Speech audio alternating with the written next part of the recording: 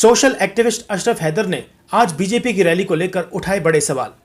कहा कि जिस तरह से यूपी में दंगा करने वालों के घरों के ऊपर बुलडोजर चलाया गया, क्या उसी तरह आज जो बीजेपी के कार्यकर्ता दंगा करते हुए देखे गए हैं उन पर भी उसी तरह की कार्रवाई की जाएगी? अशरफ हैदर ने और क्या क्या कहा, आइए जानते हैं। कि इन लोगों का क्या था, इन लोगों का मार्च था कि भाई जो है नोबोनो घिराव करने का प्रोग्राम है इन लोगों का। लेकिन इन लोगों ने जिस तरह से पूरे गाड़ी को जलाना, बसों को जलाना, पुलिस पे पथराव करना, इस तरह का, तो आप ये समझिए कि क्या भैया डेमोक्रेसी के माने ये थोड़ी ना है कि आप जो है पूरा यही चीज़ अगर यूपी में होता है, आप नोटिस कीजिएगा, यूपी में अगर होता है तो सब एजिटेशन के नाम पे सबको एक एक आदमी को पिक्चर क्लिक करके उसका फ़ोटो को करके उसका घर में बुलडोज़र चलाया जाता है।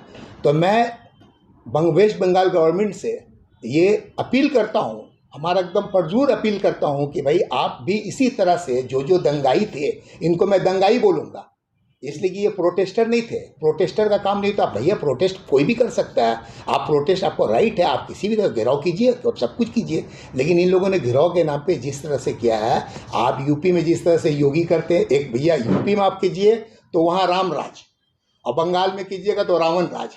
यही चीज़ अगर आप यूपी में होता तो आप सबके घर में बुलडोजर चला देते हैं और ये करते। भाई ये मेरा डिमांड है यहाँ के सीएम से कि भैया इसके खिलाफ सख्त से सख्त एक्शन किया लिया जाए। आज शुभेंदु अधिकारी का भूमिका सब लोगों ने देखा है, वो कॉमेडियन से ज़्यादा कुछ नहीं कर रहे थे, पब्लिक को वर्गलाने का काम कर रहे थे। और उनका कोशिश यही था कि जितना से ज़्यादा आज डैमेज किया जाए गवर्नमेंट के इसको। और देखिए इस तरह से आपने देखा कि किस तरह से बसों को जलाया जा रहा है। शुभेंदु अधिकारी एक बार भी आप लोग तमाम मीडिया के लोग मौजूद थे, एक बार भी आपने अपील उनका सुना है कि भैया ये नहीं करो, ये नहीं करो, बल्कि वो तो और वर्गला रहे थे कि भैया आप करो, आगे बढ़ो, आगे बढ़ो, आगे बढ़ो। ये उनका आज कहिए।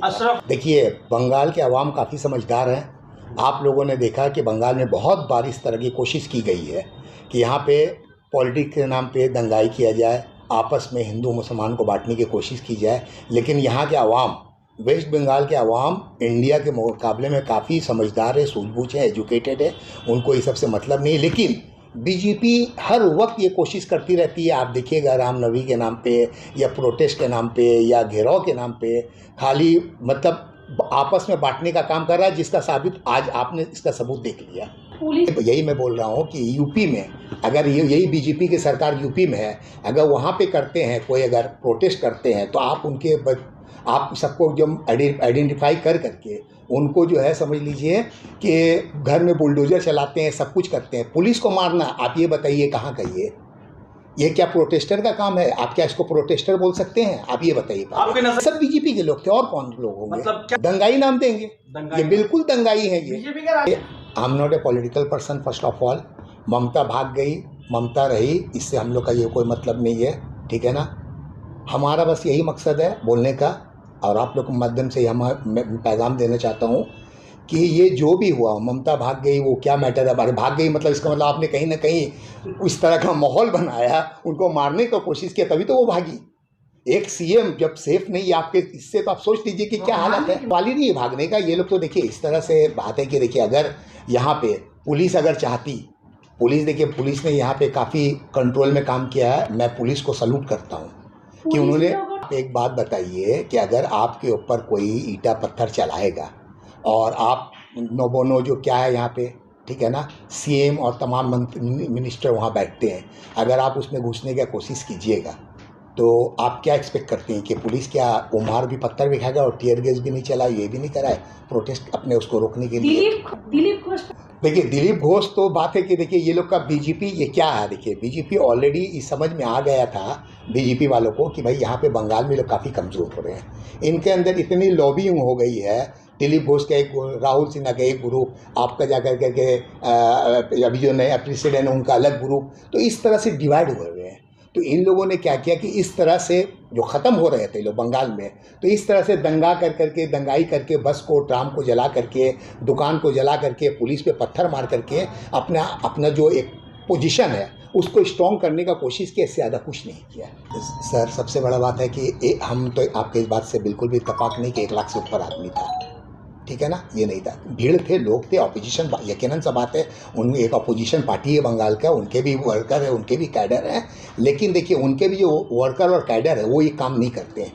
ये बीजेपी का जो अपना जो आपने जैसे अपोजिशन लीडर शुभेंदु अधिकारी है और भी तमाम लीडरों ने, इन लोगों ने जानबूझ के इस तरह से करवाया है।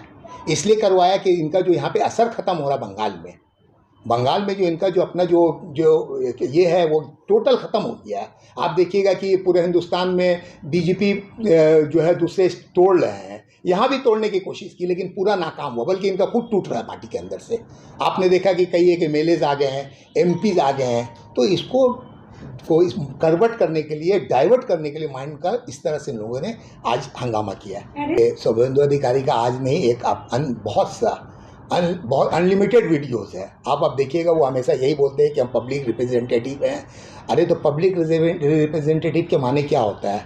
आप पुलिस पे पत्थर चलाइए। पब्लिक रिप्रेजेंटेटिव के माने क्या होता है? आप बस जलाइए।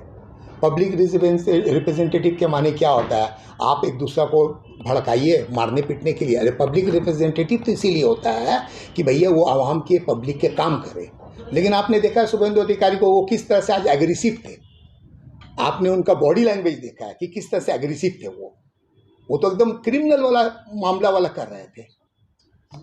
क्या हुकूमत से रिक्वेस्ट? देखिए, हुकूमत से मैंने पहले ही शुरू में ही कहा था कि एक ही इसके भैया कि जो दंगाई थे, प्रोटेस्ट के नाम पे जो दंगाई थे, इन तमाम लोगों को उनको निशानदेही की जाए, उनकी खोज की जाए और इन तमाम लोगों के खिलाफ सख्त से सख्त एक्शन लिया। जब यूपी में बुलडोजर चलाया जा सकता है तो बंगाल में क्यों नहीं चलाया? একটা লাস্ট কথা আপনাকে বলছি, আপনার ইউপি দে, ঠিক আছে, ইউপি কি ইন্ডিয়া দে যে ইন্ডিয়া বাইরে? যদি বিজেপি ওখানে ইউপি দে, ঠিক আছে, ইউপি দে, আপনার ওখানে সিএম আছেন যোগী, বিজেপি সিএম আছে, ওখানে যদি কেউ আন্দোলন বলে এরকম প্রোটেস্ট করে, মানে আপনার গাড়ি বাড়ি যে এরকম করে, গভর্নমেন্ট কী করে ওখানে পুরো ভেরিফাই করে, আইডেন্টিফাই করে, ওটা বুলডোজার পুরো অর্ডার দিয়ে যায়, বুলডোজার করে। ওইটা বাঙালি করুন না আপনি। এখানে কি রামরাজ নাকি? ওখানে রামরাজ, এখানে কি রাবণরাজ নাকি? এটা ডিফারেন্ট হতে পারে? এক ইন্ডিয়াতে দুটো কানুন হতে পারে নাকি? তো আমি রিকোয়েস্ট করছি ওয়েস্ট বেঙ্গল গভর্নমেন্ট থেকে কি please please please please, specially আমি সিএম থেকে রিকোয়েস্ট করছি কি আপনি একটা অ্যাকশন দেন, নাহলে আবার এরকম মানে অনেকবার এরকম হতে পারে।